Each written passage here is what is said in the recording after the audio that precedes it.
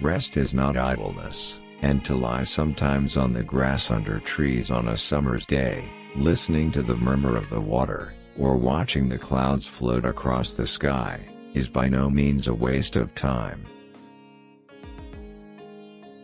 Everything in nature is lyrical in its ideal essence, tragic in its fate, and comic in its existence.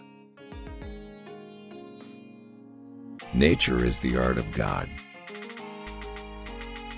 If you wish to know the divine, feel the wind on your face and the warm sun on your hand.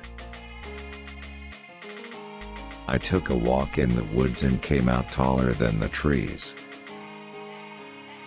Man's heart away from nature becomes hard. Every flower is a soul blossoming in nature. My father considered a walk among the mountains as the equivalent of church-going.